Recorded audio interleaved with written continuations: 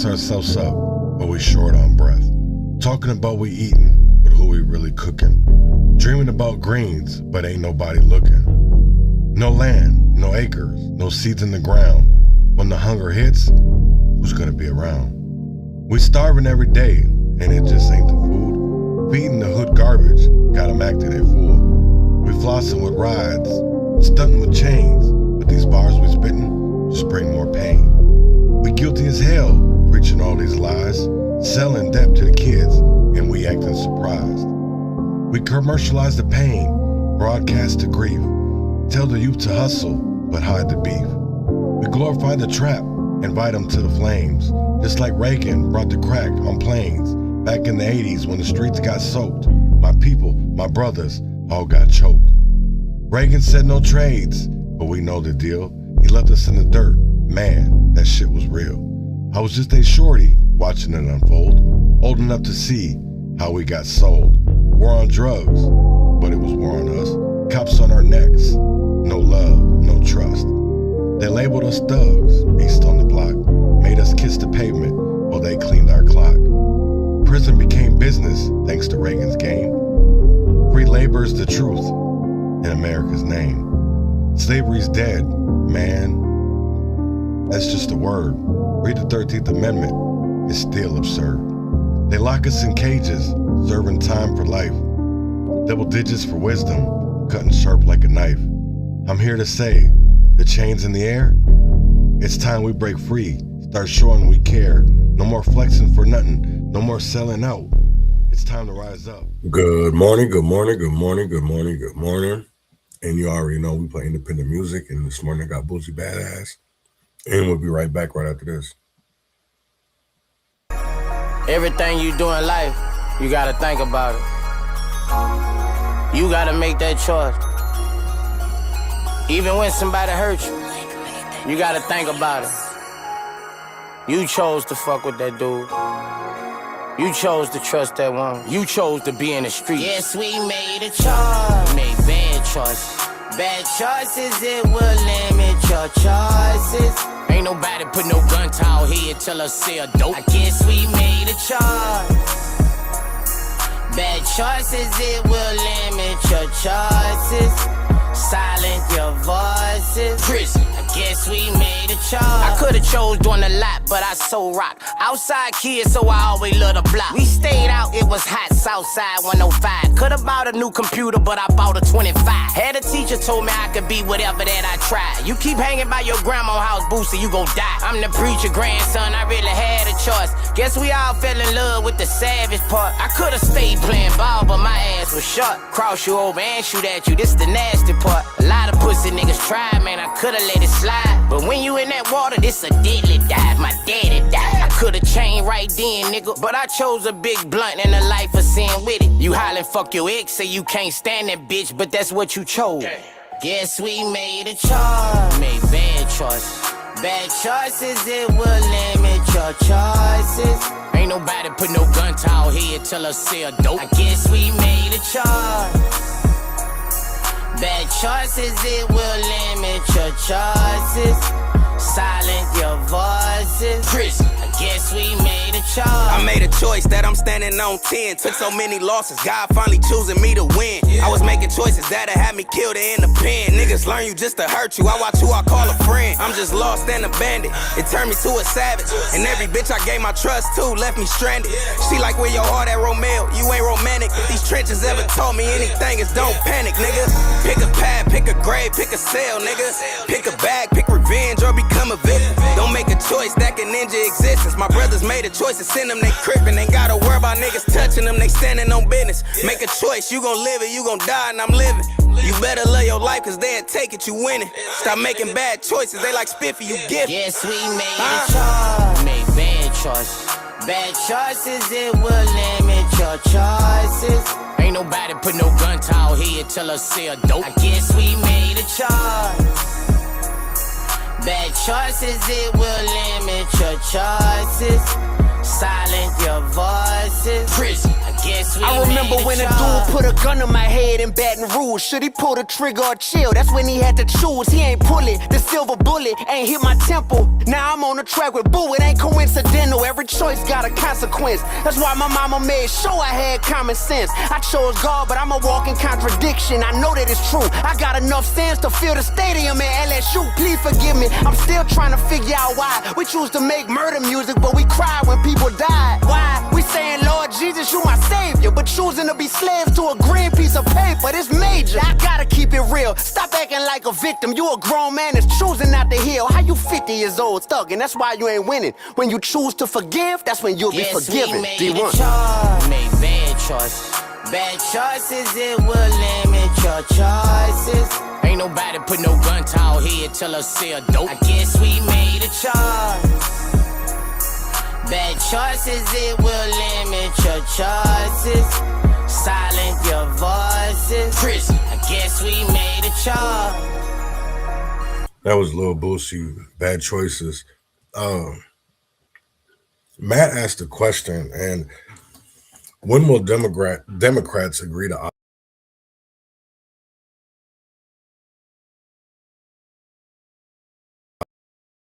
look at a lot of Democrats, at least in Minnesota? I can think about Walls or like Bobby Joe Champion, Keith Ellison, and they are all like weaved into the fraud. There's no innocent politician right now, especially even I know they talk about Maine, Minnesota, California. Uh, it's not just one-sided. It's the Democrats and the Republicans. All this fraud, especially in Minnesota. If what they're saying is true, like we had over $9 billion worth of fraud, it's like at this point, it's not just one party, it's both. And I think that's what people need to have conversations about. And when you're holding a person accountable, or they work for a nonprofit that's supposed to be helping the streets in our communities, and they get millions of dollars, but you're not seeing that in the community. And when you go look at their 990 forms, it's all about a hogwash of shit. It's like salary. That's the majority of it, is salaries and benefits for their workers. And it's like, wait, a lot of that money doesn't even hit the streets. And that's what we got to see the big picture on, is like a lot of people out here right now in the streets are funded. They are funded by NGOs. Some of them are CEOs or directors. And that's the crazy part. We have a lot of people out here right now that are paid from the government. I wanted to get into the first story I got this morning is about ICE. They're saying that ICE facilities in Minnesota are labeled inhumane by lawmakers after viewing them. So, whoops, I hit the wrong button. Instead, and I gotta say, like, when are you gonna listen to Minnesotans? We've been talking about the jails, Hennepin County, Ramsey. We can talk about the prisons when it comes to Stillwater. I know it's in the middle of they want to close it down. Faribault, St. Cloud, Moose Lake, Lino Lakes, Oak Park Heights. All of these places, right? All these prisons have, I won't even say they're justifiable complaints. It's with the water, it's with the COs,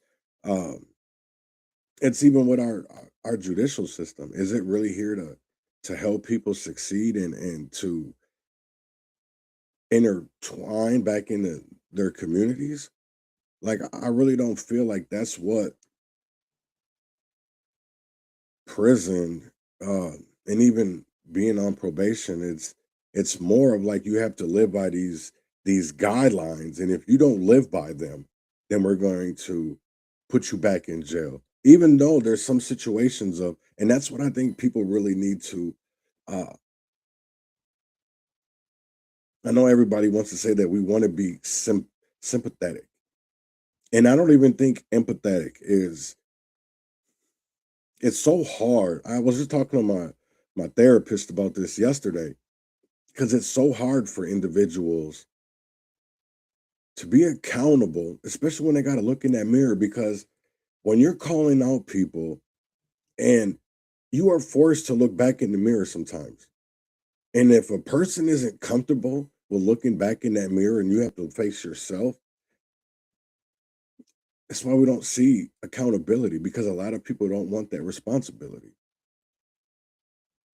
And I think that is a conversation uh, that we really need to have, because now we're talking about jails and uh, how ICE is, but we've been talking about Minneapolis police, Hennepin County, Ramsey, Olmsted. This has been conversations that people have been trying to have for years, and people have been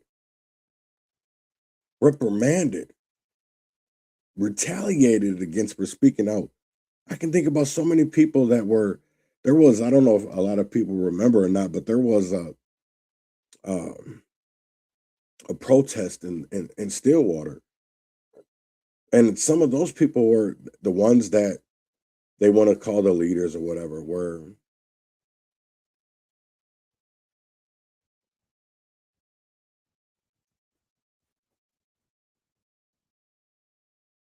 that's the crazy part. Those the people that led that were inside that jail. There was narratives told on it. We didn't even get to hear about anything about the truth when it came to that Stillwater. I know they want to call it a riot, whatever, blah blah blah. I'm gonna say when the people that were in that jail, because people weren't there was their loved ones were hearing them. It was the elected officials when it came to Paul Schnell, Tim Walz, uh, even the Democrat representatives. I know that I'm not gonna say uh, that some people don't speak out, but it's the things that really happen in our communities, right? That's what they don't talk about. They don't like to talk about those type of things because, eh, especially when it comes to Republicans, they can be. I don't even know about. Some of them are very empathetic. Some like they can understand, especially because, like even last night when I went to the caucus, because I did go caucus last night, and I went in there for Philip Parrish, and yes, Lisa DeMuth and Kendall Qualls did have a lot of votes, um, and I did speak out about that. I did speak out about the fact that she gave up a lot in that power sharing agreement, and we're not holding her accountable for that. And even all the fraud that's in Minnesota, we have to think about that. She has been the speaker for some of it, and what has been done? Nothing.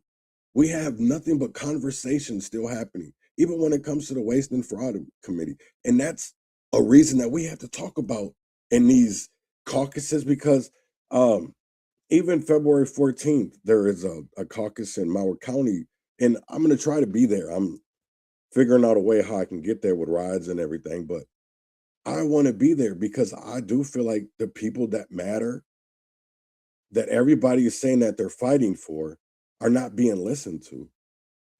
Are not being listened to, and that is the biggest disconnect that we have in politics.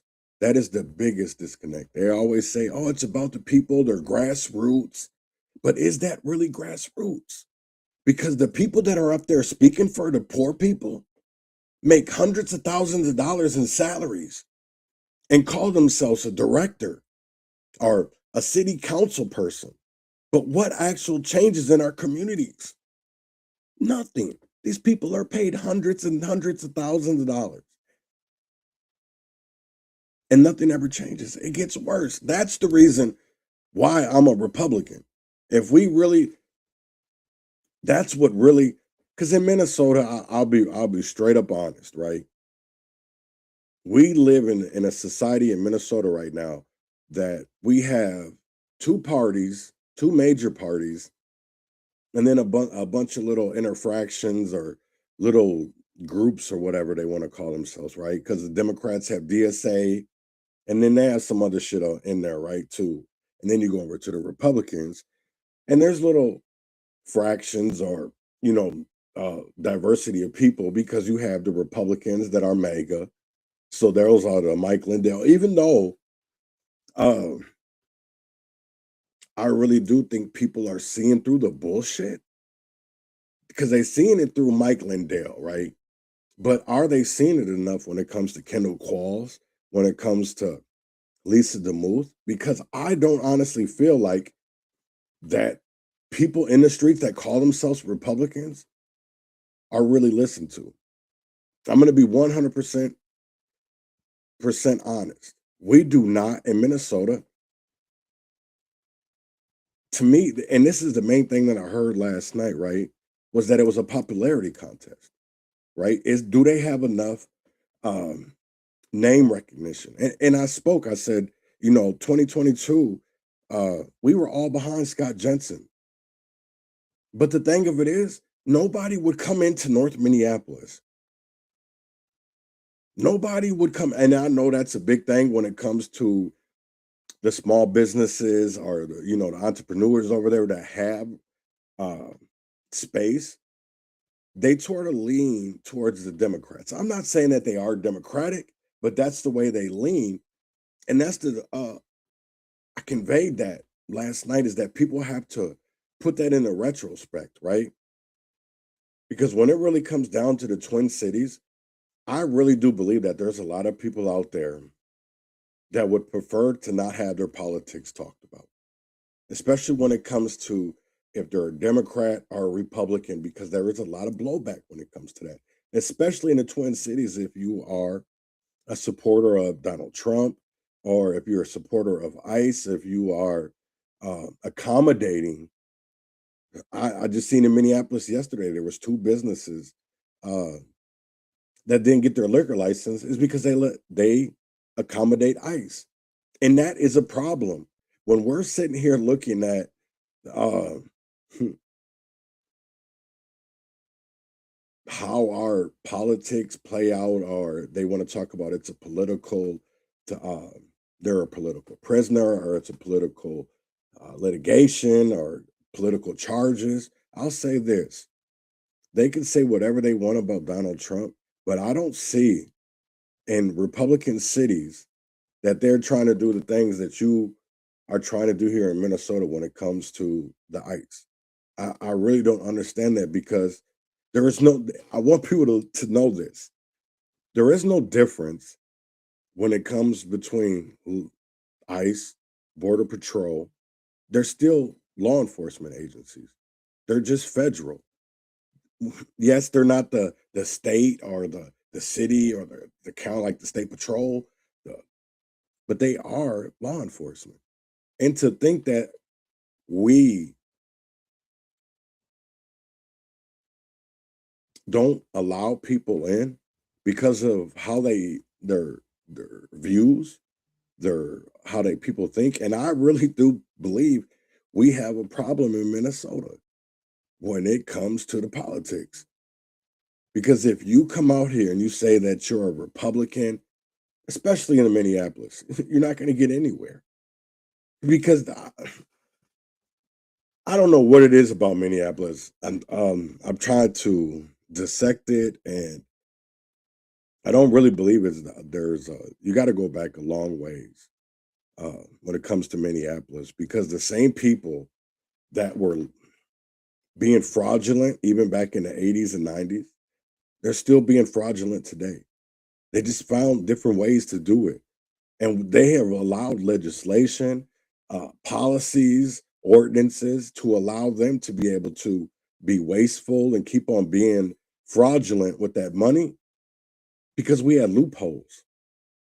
And we have to call out these loopholes. And I know that even when it came to the ethics committee last year, um, and I seen Andrews or Miller, I think his name was Matthews and Miller, because I know it's Andrew Matthews, but I really believe they had a point in the fact that we had lawmakers sit on the other side of the aisle, and you could stand up for this behavior, that you could tell your constituents, or the people that are expecting you to be to a higher standard, and you're not, because you're being political. It's not about right or wrong at this point.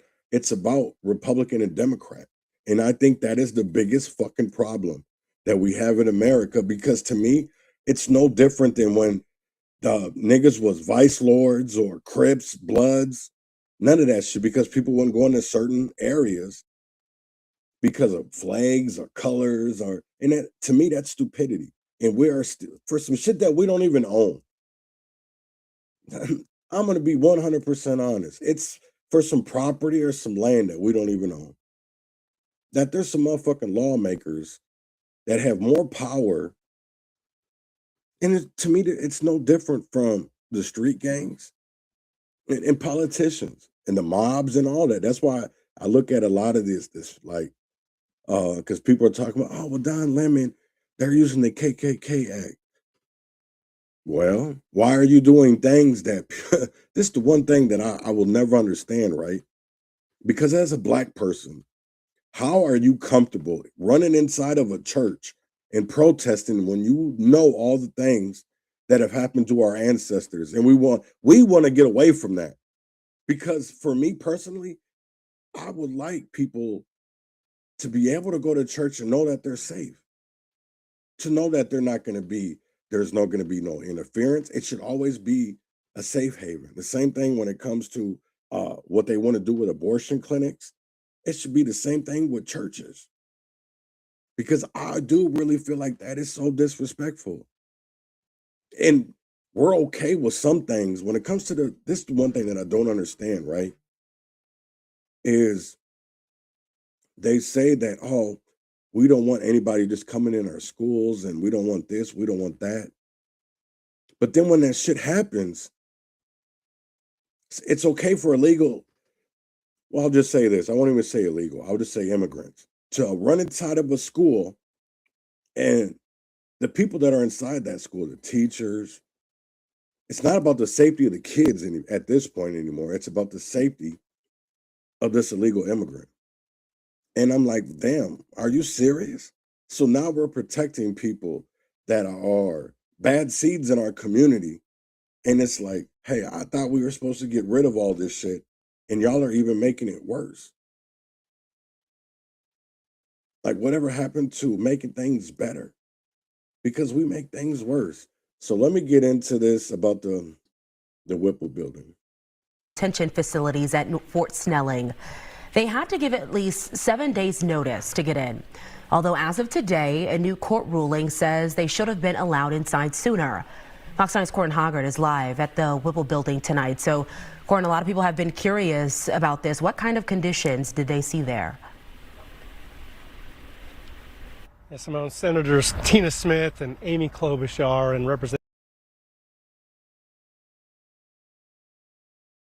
over the weekend, and I talked to Senator Smith and to Representative Morrison about it. They both said the conditions were pretty shocking in there. They talked about a couple of women who they talked to who were forced to sleep on the floor in cages that they said were very cold. They said they asked for blankets all night long because they were just shivering all night long and couldn't sleep, and nobody would give them anything like that. And you know, with Representative Morrison, she is also a medical doctor, so she was particularly concerned with the healthcare situation. I got confirmation that the facility has no specific medical policy and no real medical care on site. There was not a nurse present yesterday at all. There are no beds, no real blankets, minimal food, extremely cold temperatures. People are in locked cells and leg shackles. The agents there couldn't or wouldn't answer the most basic questions, like how many people were currently being held, how many people had to be sent to the hospital over the last week. Wow, Corin, do we know what level of care ICE is required to provide to some of these detainees? Do they have certain standards in place here? Yes, Simone, they actually do have a set of standards for taking care of detainees. It says that they should be treated humanely, they should be protected from harm, and they should have access to the appropriate medical and mental health care.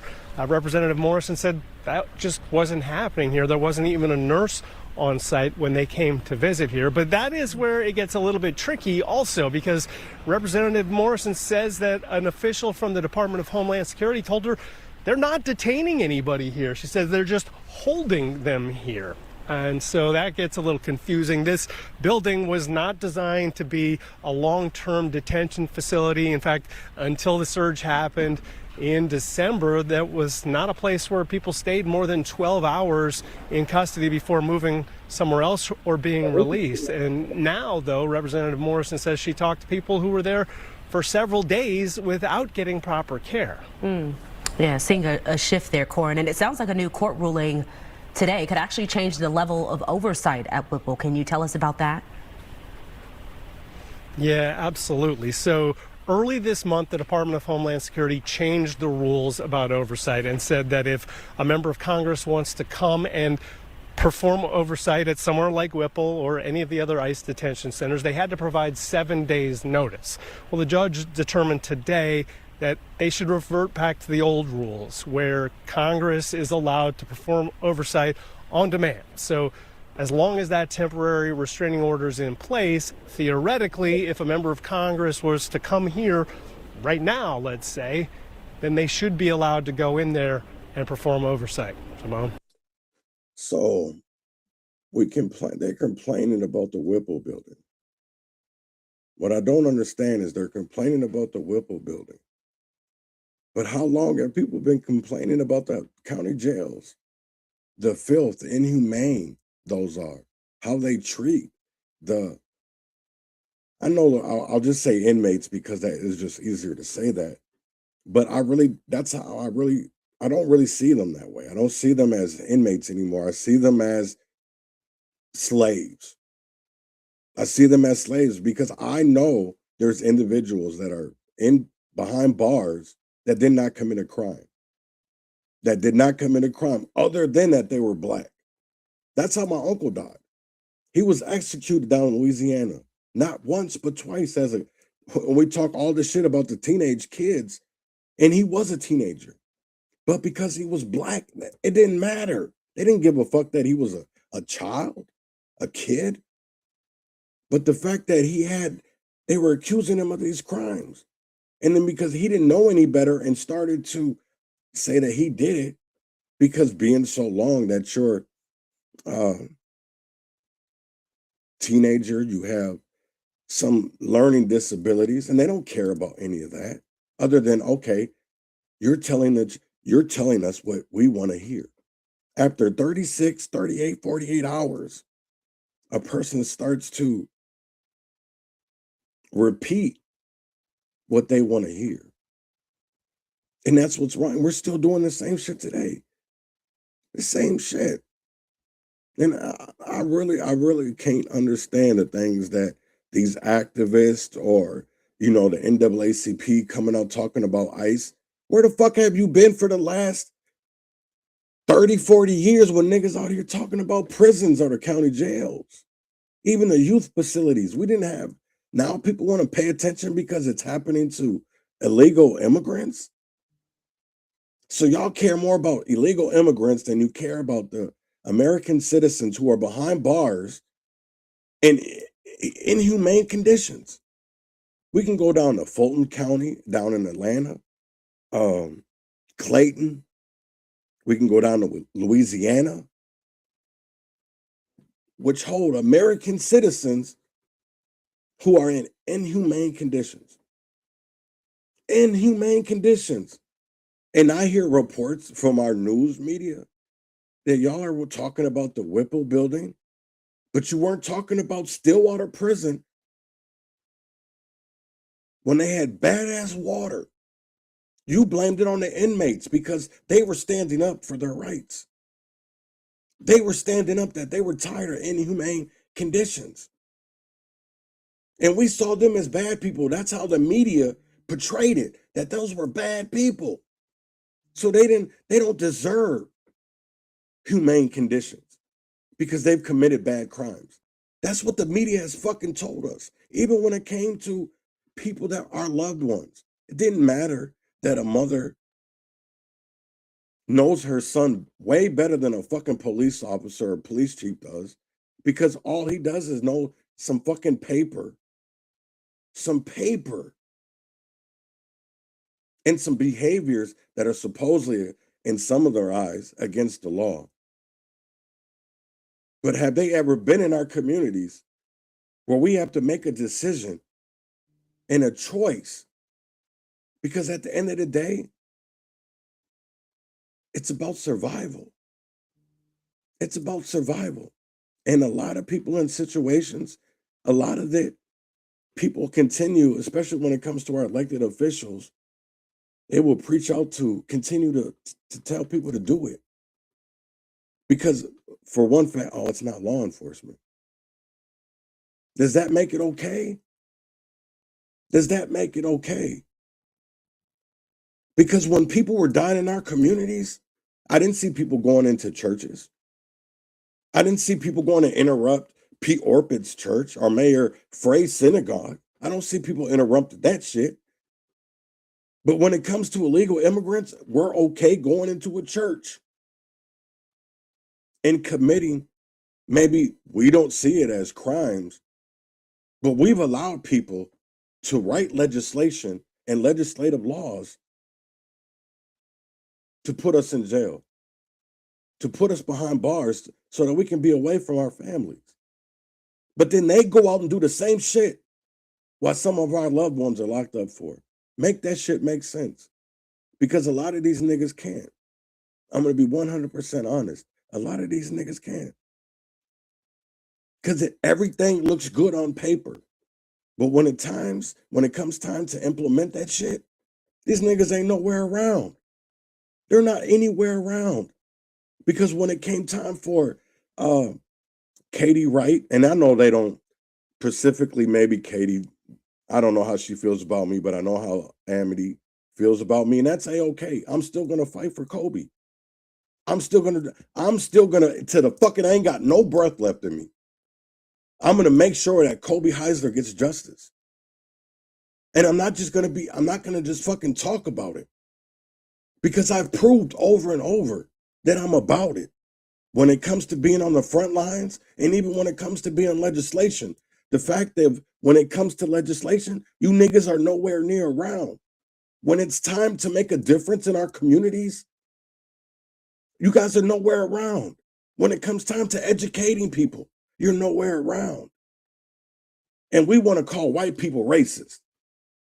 But I'll tell you right now that it's more, I've had white people do more for me than people who are in this fucking movement who say they love me. I'm going to be honest. They literally have told me when I first got into this that these people are racist. That these people are racist. Laverne Turner. Man, I didn't even want to hear his motherfucking voice for a little while. Me and Laverne would always get into it. But when I saw the big picture about the babies, they only cared when it came to the police, but not when it came to people in our own fucking community doing the same fucking thing we don't want the fucking police to do in our communities. But we were okay with niggas doing it. Make that shit make fucking sense to me, because these niggas can't. These niggas can't. That's why I have such a problem with Nakima, Chantel Allen, Jerome Treadwell. These are people that I've already went into rooms with and said, I don't agree with this shit. Because where were niggas when we need niggas to not make slavery legal in Minnesota anymore? Reparations. I don't understand that. When it comes time to making our education systems better, they're nowhere around. And I will never understand that. Never.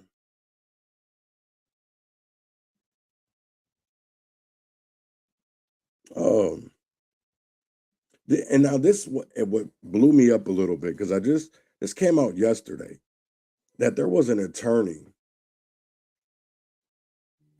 that said she didn't even agree with the shit that she has to do with being a U.S. attorney. And then I got to sit here thinking, this is the same shit that we hear from public defenders, Mary Mortery, prosecutors.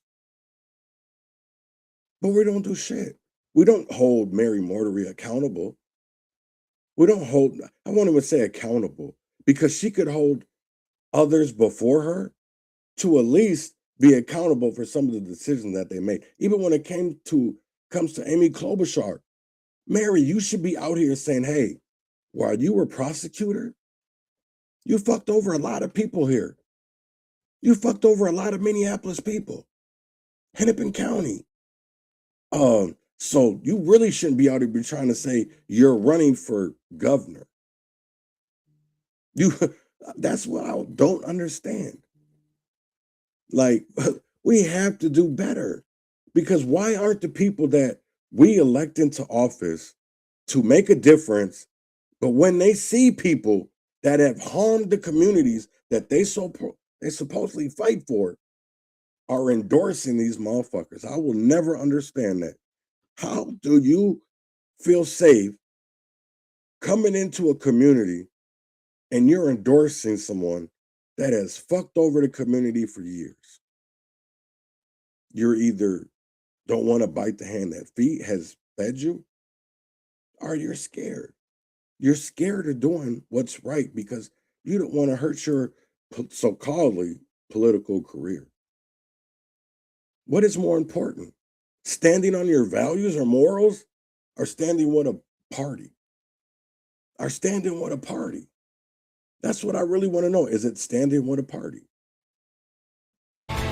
A stunning admission in federal court today reveals the government is being, in their words, overwhelmed by Operation Metro Surge. A Department of Justice attorney told a judge that the federal government's system for processing and responding to immigration cases, quote, sucks.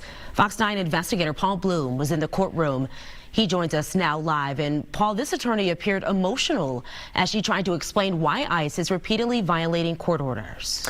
Simone and Randy, one ICE attorney said the agency simply was not prepared to argue all these cases in federal court, and that the U.S. Attorney's Office is now working around the clock to comply with judicial orders and to make sure people wrongfully detained are actually released.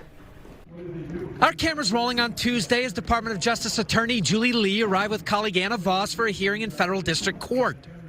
Lee, an ICE attorney who typically works in immigration court, volunteered for the U.S. Attorney's Office last month.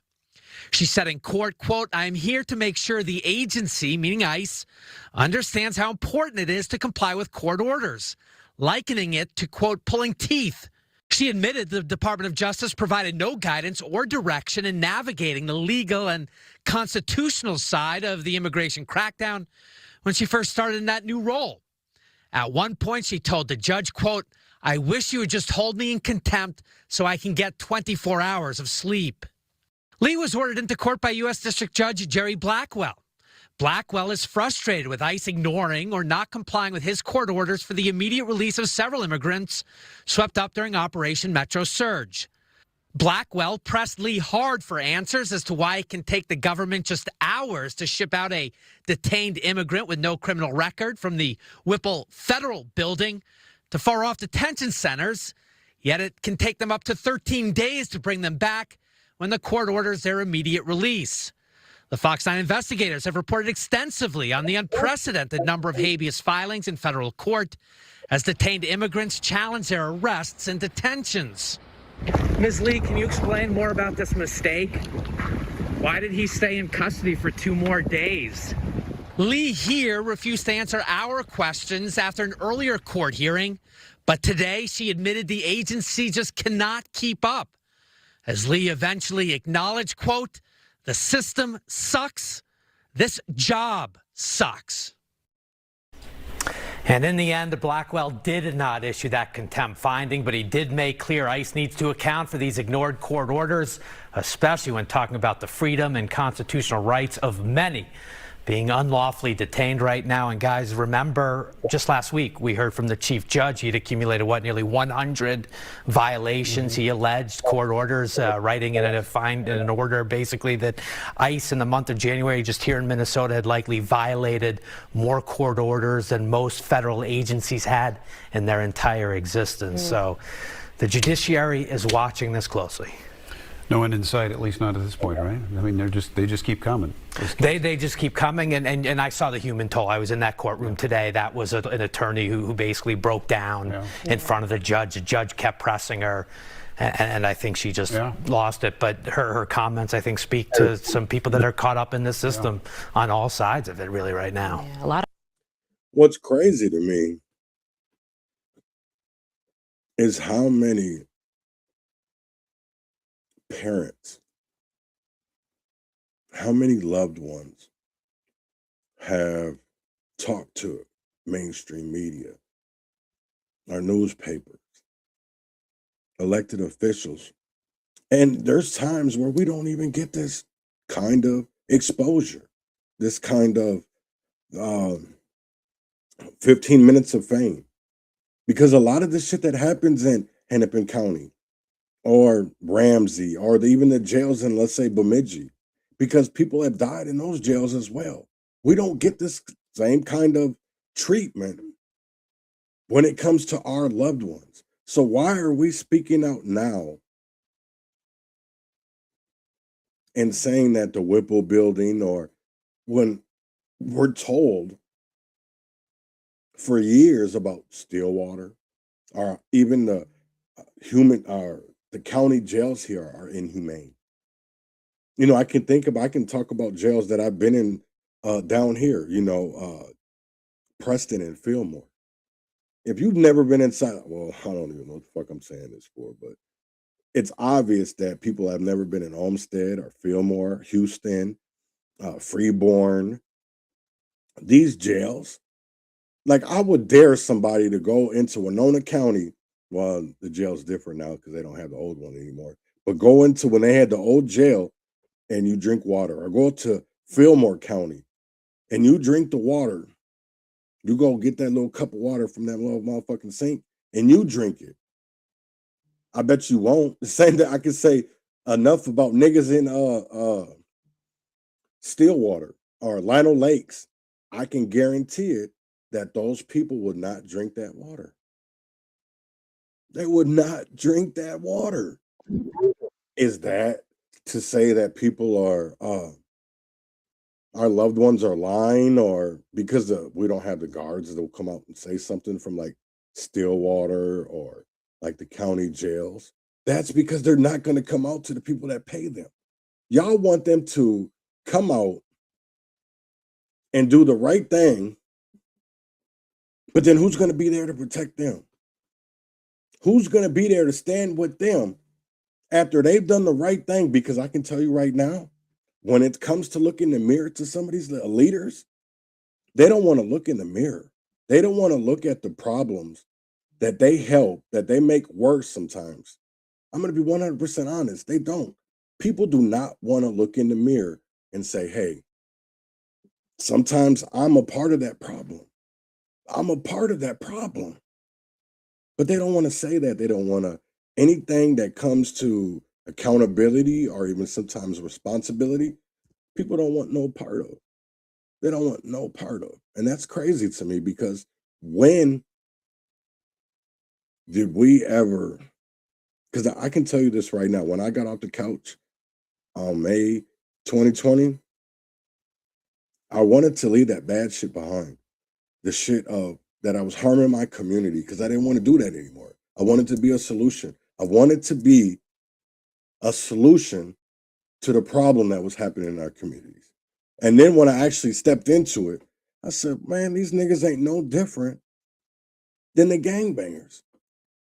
Because I can tell you right now, of going on 36th and Penn, that whole summer of 2021, and I can tell you this right now, as there wasn't a lot of elected officials out there. They used that shit for election, because we were in election year, but that was it. They didn't give any kind of fucks, because when they went home to their house, they were away from that shit. They were lived in the suburbs, or they were in communities that were gated, or suburbs, you know what I'm saying? Wasn't even nowhere near the areas that they work in. So I want to get into that, the numbers you can't check.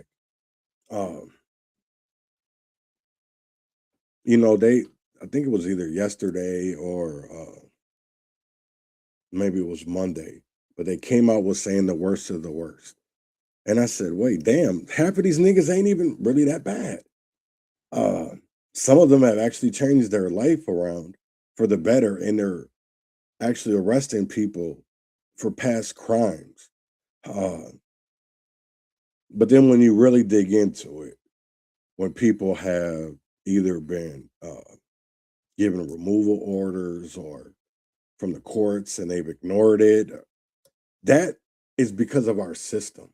That is because of I will say this, is that a lot of people are talking about our immigration policies, but they're not talking about that shit up in Congress because that shit hasn't changed in over like 40 years.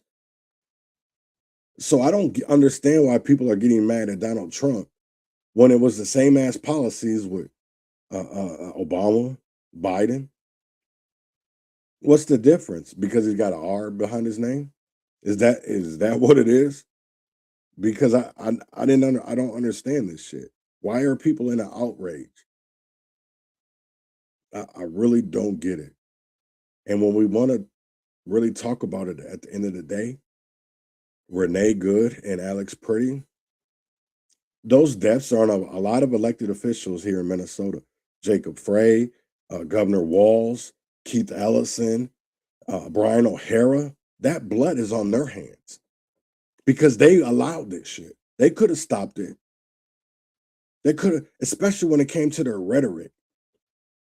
But they wanted chaos. They actually wanted this shit. And I know that Tom Homan said this morning that there was 700 to 800 agents leaving Minnesota, but that still leaves over 2,000, because there was over 3,000 federal agents here when it came to FBI or DEA, ATF, ICE, Border Patrol. They were all here. So only that 700 are leaving. There's still about 2,300 still here in Minnesota. What are we really getting mad about? I don't understand that. Like, what is the use of protesting when nothing ever changes? That's what I want to ask people. What is the point of protesting and nothing ever really changes? Just now says it has made more than 3,500 arrests over the last 9 weeks during Operation Metro Surge. Eric Shalou spent the day digging into that claim and the questions it's raising. We're outside of the Whipple Federal Building. This is where immigration agents bring people that they arrest. On Tuesday, we got new information from DHS about the amount of people they've arrested during this surge. But I should point out, it's very difficult to independently verify this data because a lot of information isn't shared, including the person's name. Homeland Security telling 5 Eyewitness News they've arrested 3,500 people in the last 9 weeks as part of Operation Metro Surge. For the first time, DHS is breaking down the arrest data. Assistant Secretary Tricia McLaughlin sharing, quote, 70% of ICE's arrests are of criminal illegals charged or convicted with a crime in the U.S. The names of everyone arrested are not publicly shared to verify that statistic. As of Monday, the DHS site they call the worst of the worst, a way to see some of the arrests made, listed 486 people. We found other names in news releases. Add those up, the Minnesota arrest total is around 537 people, or about 15% of the total number arrested. All operations will be targeted, but the prioritization are going to be criminal aliens, public safety threats, and national security threats. That was Border Czar Tom Homan Thursday after being tasked by the White House with running immigration enforcement in Minnesota. On that same day, DHS says they arrested, quote, sex offenders, violent assailants, and drug traffickers in Minnesota. Of the 7 people listed, 5 Eyewitness News could not find Minnesota criminal records based on online court searches for a few of those people. DHS posted this photo of Antonio Onofre Morales, arrested on January 29th, convicted for possession of narcotics for sale. Me siento mucho más preocupada y muy triste. I'm very worried. We know he doesn't have his medication. We don't know what's happening to him. A family member of Onofre Morales, speaking through a translator, says their loved one was arrested on January 29th, but the photo posted by DHS is not him. Instead, this is what they say he looks like. The family and their attorney added he doesn't have a drug conviction. We went a little closer into the data and found that the White House tweeted a photo of a man and listed the offense and said it was the worst of the worst arrest. But then we saw that same photo was used by DHS with a different man's name and a different offense. We're going to keep tracking all of this arrest data for you and continue to break it down. Outside the Whipple Federal Building. I will say this is that when it comes to that website, the worst of the worst, I don't know if that's honestly the best. I'm gonna go to it right now. Here it is right here. I'll go to Minnesota. Because there is quite a few people on here. It's not a lot. Because other states like California have way hundreds more. But there is a long, hold on, I want to just show you how long it is. Yeah, 41 pages. And there's about, 41 times, 2, 4, 6, 8, 10, 12. So 12 times 41. Let me see. Calculator. Let's see. 12 times 41. That's 492. Yeah, that's nowhere near the 3,500 that they're claiming. So that really makes me think, like, are they really arresting people that are criminals? Or I know there'd be some bad. I'm not saying that everybody's innocent or they're clean or anything like that, right? I'm just saying that some of the things that are coming out, or I can even say, like, in my own instance, I know somebody that DHS put out there of like the worst of the worst. And it's like, wait, hold up. Like, he might have done that years ago, but that's not who he is now. And I'm not saying that, no, I am saying because people do change, right? I don't know. I didn't know his legal status. I never really honestly cared about that until the last couple of years, because now I'm noticing, well, now that I'm a 48-year-old man, because when I was coming up, like 17 through 21, or like my adulthood, like when I was coming up young, that's when I really started noticing the populations of like Somalians, Nigerians, Ethiopians, because they would be like various gangs down in Rochester, right?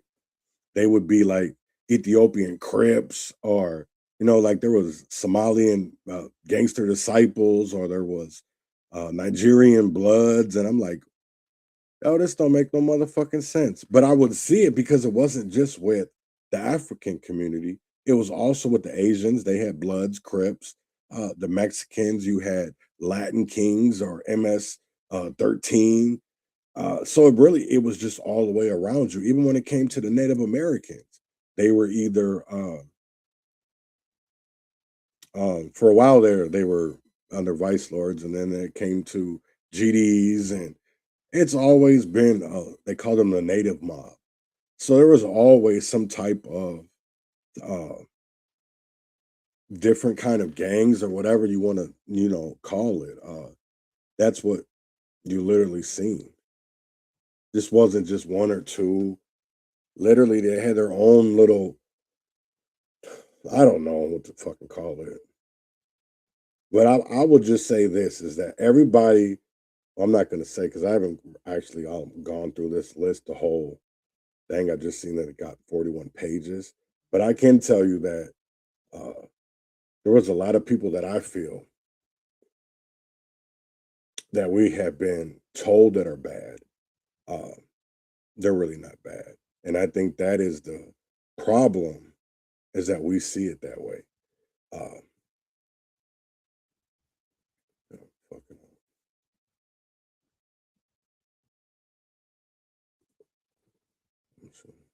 So I want to show you, I want to talk about caucus last night. Because I really do feel like we could do a whole lot better. And I don't know why we're going with because I think those are the names that we're told. And that to me is a major problem, because do we want change or do we still want the same old thing? Um, so here is the Mower County. I need to get on the Minnesota Republican Party to show you the straw poll results from last night, because I don't know if that really did play a big part in going forward, because I do think that you will see as the months go along, you'll see some other shit come out, right, about people. And I do think those are the things that we need to know. So 76 reporting 14,000 votes. There wasn't really a big turnout, and you can see that from the numbers. But Lisa was leading. It went Peggy, Lisa DeMuth. She had 4,837. Raul Estrada had 55. Scott Jensen 884. Jeff Johnson 112. Patrick Knight 312. Brad Kohler 73. John, I can't pronounce his last name, 52. Mike Lindell 2,583. Phil Parrish 573. Kendall Qualls 3,804. Kristen Robbins 657, and then undecided was 865, and then we had 49 write-ins. Last night, I was the only Black person. I'm not ashamed of that. I didn't find to be myself like awkward or anything like that, because I consider them just to be like an American, a human being. I didn't see them as anything differently. They were white, I was Black. That was probably the only difference, because everybody that was in that building last night that were caucusing for Republicans all have the same values. We all are supposed to have the same goals. And that's how I'm going into this. I know that some of the Republicans in the party don't like me. That's okay. I'm not here for everybody to like me. But here's the thing I want people to think about. They don't like me for a reason. Do they not like me because of my background? Or do they not like me because I'm Black? Because I'm speaking truths. I'm speaking the truth about Lisa DeMuth gave up a lot in a power sharing agreement. That's not a lie. That's information that you can look up. Same thing with Kristen Robbins. She led a waste and fraud committee that without the teeth. You had people come up there and they could say, well, I don't want to answer this. Or, I have to go wait and go get an answer. Or I got to go look it up. No, you could have subpoenaed them and said, hey, we need the motherfucking answers. The people that they've supposedly let go, people who have supposedly been fired, or what, we should be able to hold them accountable. Because I'm going to tell you right now, people want to be mad at Somalians, and no, I'm going to tell you right now, be mad at the system, because it's like a glove. It went all the way at the top. Governor, Speaker of the House, both chambers, Senate and representatives. Then you had I'll say city councils. Then you had the NGOs. It's all up there like a glove, because it's gonna take people in other departments to make this shit work. Because if it was just one department that was doing this, I think it would be a lot easier to eradicate it and get rid of it. But when we see that it went through all the systems of people that are supposed to care about Minnesotans and do what's right for Minnesotans, that's not what we're seeing. That's not what we're seeing. What we're seeing is that our leaders are involved, and instead of trying to be accountable and responsible for it, they're pushing shit under the rug and finger pointing. I'm going to be honest, that's what it's really about. That's what we see. We don't see any kind of like different or like them trying to be anything different, because I can tell you right now, like even with Warren Limmer the other day announcing that he's not going to rerun, I think that is all fine and dandy. I think that is all fine and dandy. Because I'm gonna tell you, like, people are, in my eyes, this is my opinion, not anybody else's, but to me, I feel like this is a lot of it is shit that they don't wanna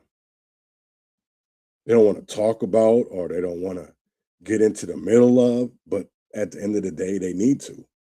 They need to be in the middle of it and they need to get uh, ahead of it. I won't even say ahead of it, but they need to get out in front of it because at the end of the day, a lot of people, a lot of people were involved. A lot of people were involved, went through a lot of hands. It went through a lot of elected officials knew about it, and they knew about it when.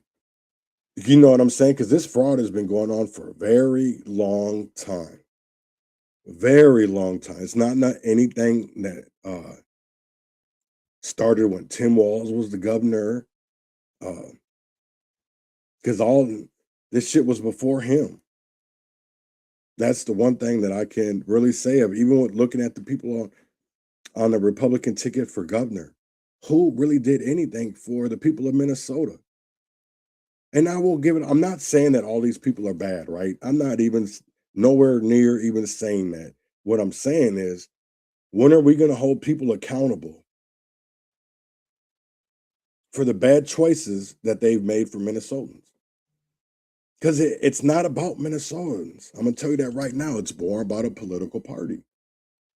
And I'm hoping that I can change that. I'm not saying that it's only going to be one person, blah, blah, you know what I'm saying? But if not me, then who? And if not now, then when? Because I'm tired of waiting. I know people will call me, well, you want everything to happen. No, I've gone through this for 6 years and not much has really changed, but when we're saying more names, not much is changing through legislation. The list is getting longer with names because we're not addressing the things that are wrong in our communities because the politics play a big ass part. And then when it involves the neighborhood associations, the city councils, everything runs through the government. So when we actually really want change, it's not going to come from the government. It's not going to come from our city councilors. So everybody's thinking that Jason Chavez or Adrian Chowdhury or any of them are going to be an actual change. No. They might actually have little wins, what people may see as wins, but are they wins now? Because look at the community. I just seen a video of over north the other day on Highway 55 and I don't know, it was some bridge. And I'm like, damn, that it was going into like 55 and 100. So if you go to that little area over there, and all the shit that you seen when it came, actually, it's not over north, it's over south. If you go over there by Cedar and Franklin and all that shit, and it's like, damn, is this how we really want our community to look like? Because it's not caring when we're allowing people to loiter, when we're allowing people to even set up these little ice blocks, they want to call them, right? Where they're making people stop and show their papers so that they can see that they're not ICE. How are you doing anything differently than what ICE is doing? How are you doing anything differently?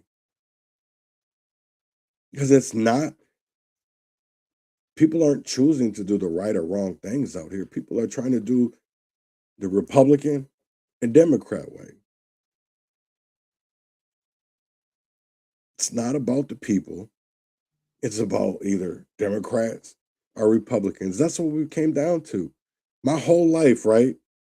People have either seen me as well, a black, because that's what I am. I'm a mixed man. I'm mixed black man.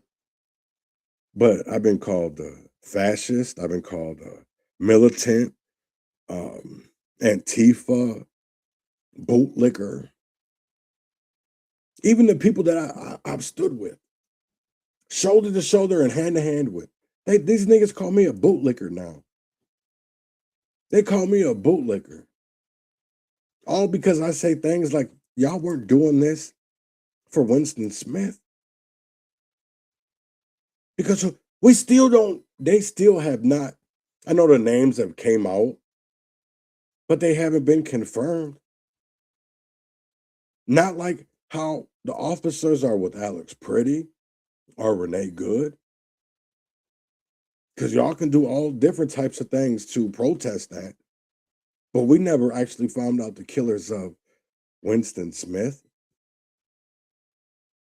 And then the killers that are out here from other individuals are still out here. We allow them to breathe. We allow them to work in our communities. The same people that have done harm to our community members still work in the Minneapolis Police Department, Hennepin County, Ramsey, St. Paul Police. Nothing ever changes.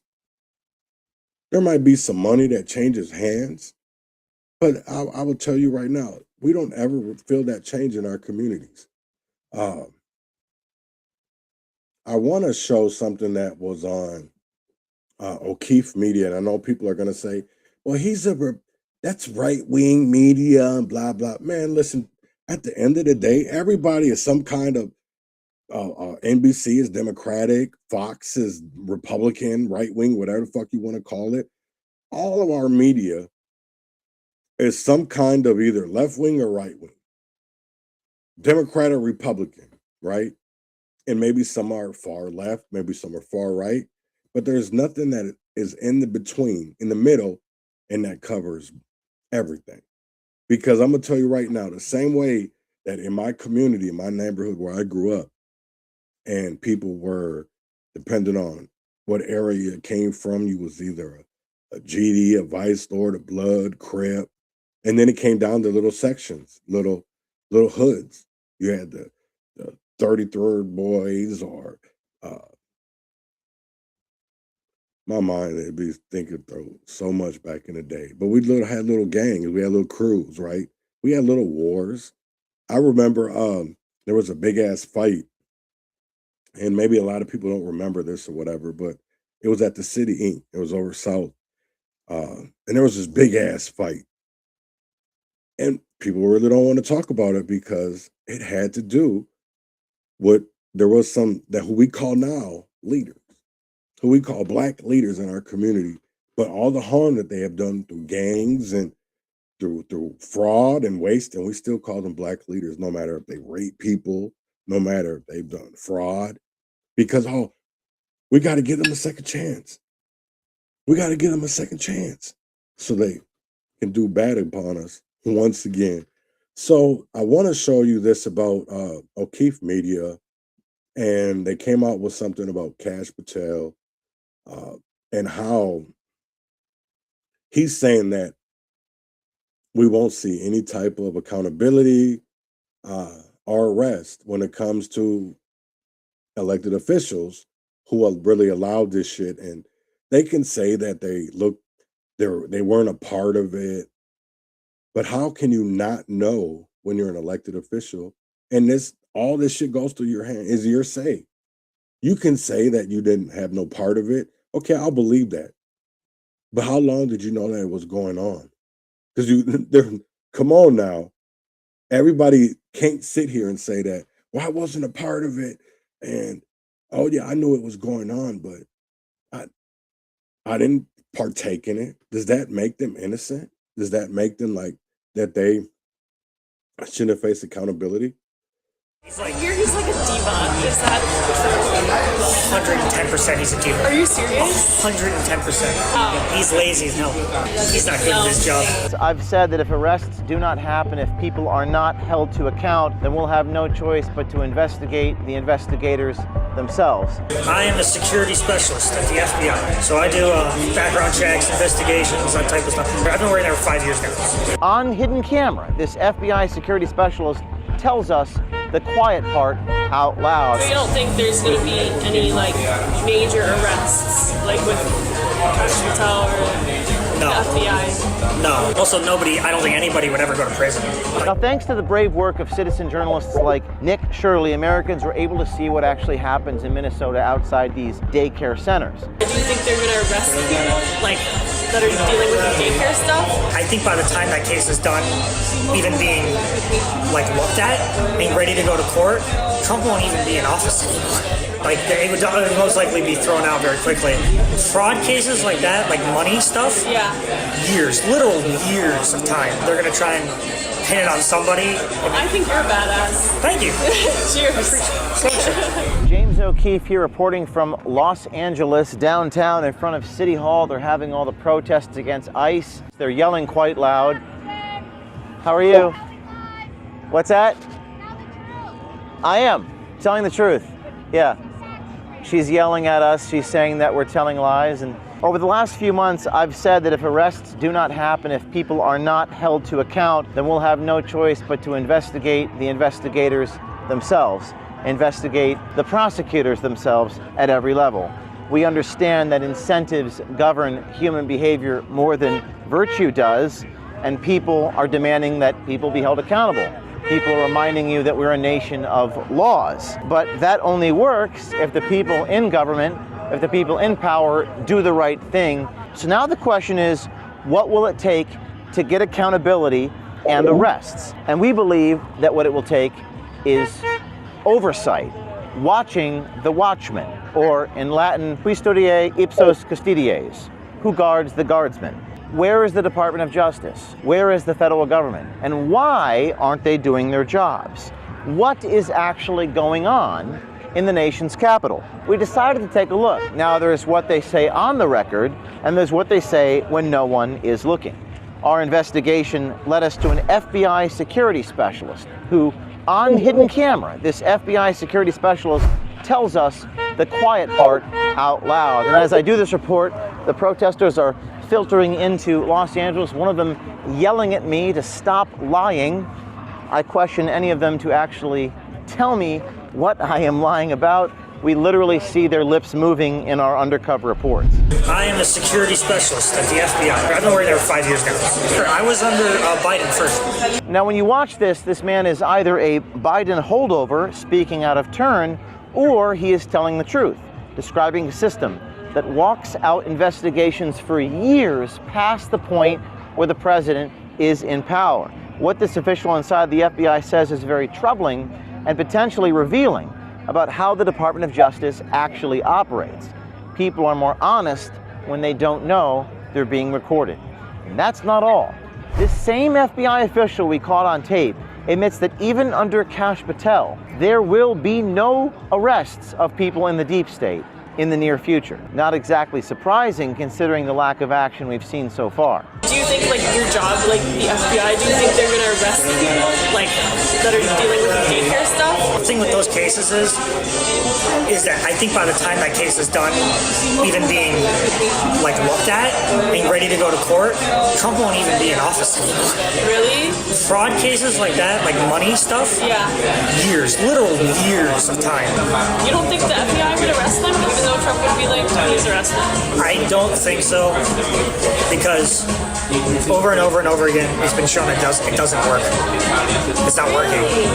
Also, I don't think anybody would ever go to prison. Like, they would most likely be thrown out very quickly. Now, thanks to the brave work of citizen journalists like Nick Shirley, Americans were able to see what actually happens in Minnesota outside these daycare centers. Now, according to this FBI official, he's saying that accountability and justice is not coming. Why? He says the FBI and the Department of Justice walk these investigations out. They actually might take years, literal years, like 5 years. And by that time, The executive branch of government shifts power, the pendulum swings, and the people are never held to account. They're going to try and pin it on somebody and make it seem like a crime, like a very serious crime. Pin it on somebody? Like, pin it on one of those people who runs those daycares. Oh. They need somebody to take the fall. Oh, okay. And we're just going to point Do you somebody. know who that would be? No idea. But that's what they do, though. They just pick someone and be like, this is our guy, and everyone else would go free? That sometimes happens, yeah. Charging somebody for anything financial for one person can take literally years. I've seen it. It can take years because you have to look at all the money, all the accounts, all the transactions, all the payments, everything.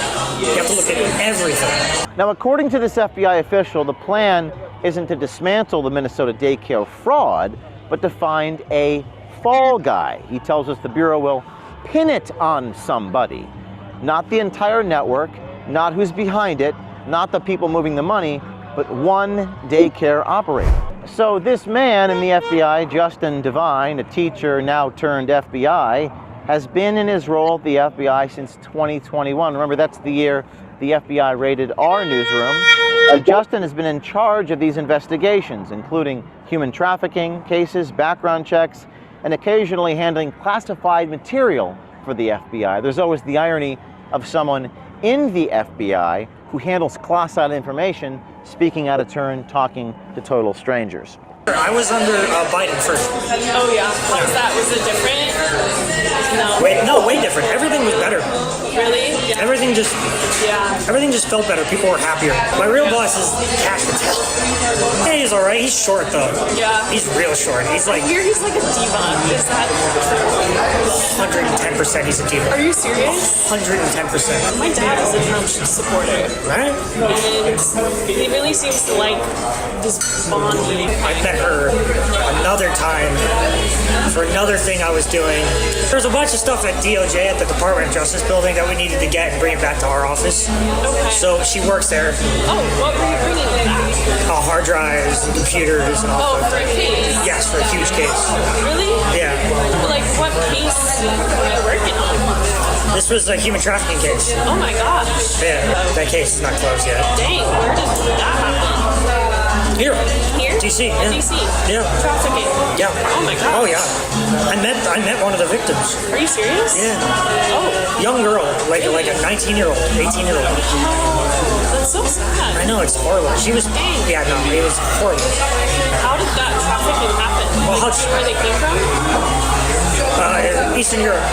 Now, for reference, Justin Devine clearly showcases he is not a fan of the current leadership and Cash Patel at the FBI. He's not a fan of his boss. We're sure there's many more like him inside the Bureau, but rarely do you see them on tape like this. So essentially, Cash Patel's kind of lazy. Yes, absolutely. Absolutely. Wow. He's lazy as hell. But I like him? He's not good at this job.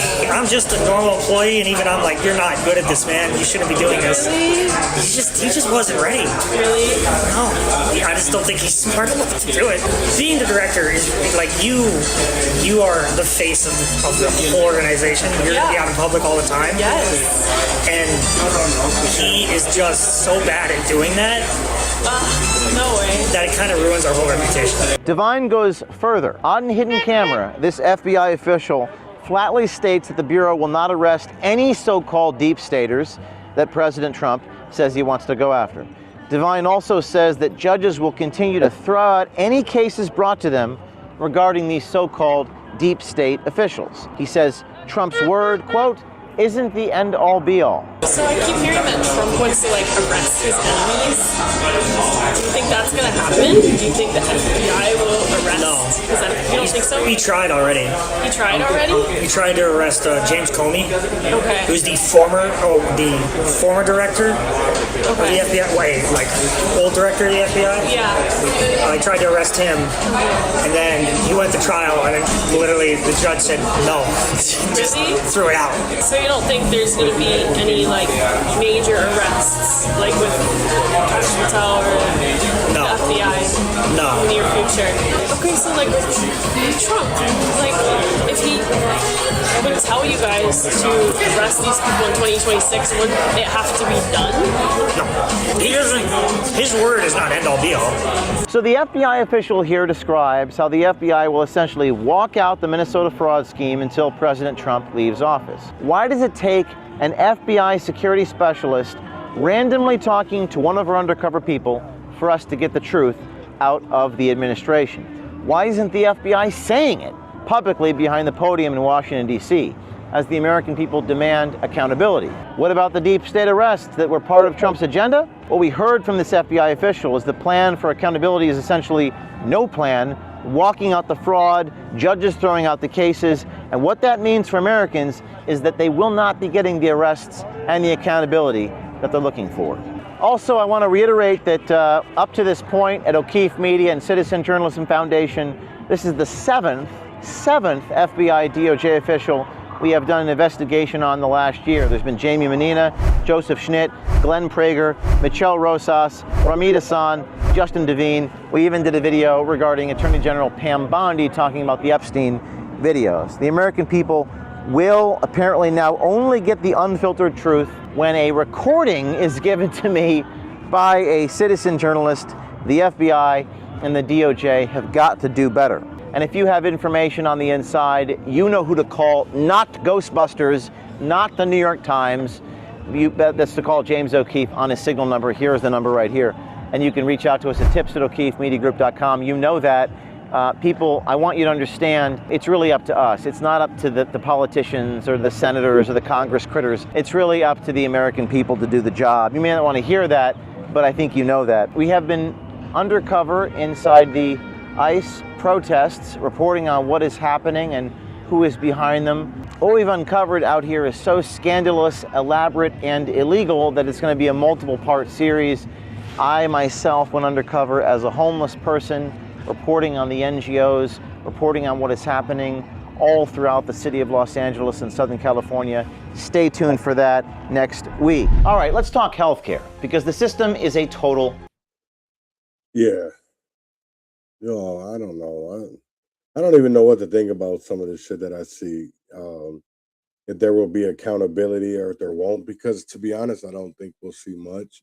But like I was saying earlier, you know, that the Minneapolis City Council is refusing to renew the liquor license of 2 hotels in downtown Minneapolis for allowing ICE agents to stay in their hotel. Now, do people not see a problem with this? I really want to know, right? Should this be allowed? Should this be something that should be okay in politics? Because here are the 2 hotels, the Canopy by the Hilton and Renaissance Hotel by the Depot. That's the 2 hotels. And even the city's attorney told the council that 1 hotel complied with liquor licensing laws, 2 are eligible for renewal, 3 denied the license on the basis of housing federal employees is impressible and they would need other grounds. I really do see, this is where like I have a big issue, right? When it comes to our city politics, should it really be partisan? Should it really be how we see people as either Republicans or Democrats? When those seats are supposed to be nonpartisan, we're making them partisan. Do not people see that as a problem? Like, shouldn't you want to get involved? Because I can tell you, like, right now, like, especially from last night, I'm not saying that people weren't, like, ready to be involved or anything like that. My caucus didn't have very many people. I don't know if, to be honest, I just think that politics isn't really something that small towns, like, they just want to live in peace and harmony. And I don't really honestly think that these citizens or these residents understand that we have to be involved. We're allowing really a major, and I won't even say it, a small part of Minnesota to legislate for a big part. And is that okay? Because I do feel like a lot of voices are missing from the picture, are missing from the table. And that should be something that we're all talking about. We should all be having discussions. Is this okay? Because this will be something that other cities can feel like they can do. But do they really have the power for that? Do they really have the power for that type of shit to sit here and because of one corporation or because some hotels don't want to discriminate just because you're a federal law enforcement? That's crazy to me. Like, it's everybody. I know that the residents of, I will say this, like the residents around like South Minneapolis are probably okay with this, but are all residents of Minneapolis okay with this? Because I can tell you right now is that, I know I should actually I'll look this up to see what members signed or voted for this and who didn't vote for it. Because it will be interesting to see on an 8-5 vote. Here it is right here. See if I can get oh yeah, that's Deanna Winter. She wrote the story yesterday. To Canopy in the Mill District and the Depot Renaissance. Do people not think that is an issue? Because you're allowing a company that pays taxes in a city to allow 8 people on a council to say that they shouldn't. Yeah, this is really fucked up. And I can definitely see some money is about to switch hands in all this. It's like Sonny Johnson said, lawsuits. I can smell the money. And that's what it's going to come down to. It's going to come down to money and the taxpayers who actually had no say or no part of this decision and are making decisions for everyone, for a whole city. And if people don't have a problem with that, we are way, way, way past a line that we didn't want to cross or we didn't even want to get near, but we're here. Yeah, it's crazy. I hope people are paying attention and I hope people do the right versus the wrong thing, not if it's Republican versus Democrat. So I'm going to get up out of here for the day. And here is Don Tripp, Extra Cheese Freestyle. And I'll see y'all tomorrow, same time, same place. I'll see y'all tomorrow. What do you want on your tombstone? What do I want on my tombstone? Extra cheese. Yeah, for your time. Yeah. I can't help but to look at my seats and see only the best in me. They my award. Guess I should write an acceptance speech. I plan on waging war until I could rest and be direct. I don't do Twitter rants. I'm bringing steppers with me. It look like we river dance. Front row at the game, me and my wife on the kissing cam. I might trip one of the Grizzlies up if we miss again. We talking large paper. You might want to listen in. Allergic to bullshit. My wife brought an EpiPen. I'm getting this cake 10 out of 10. I would recommend. And I'm doing fine without the vowels. Just effing in. Never seen nothing. I'm a special blend.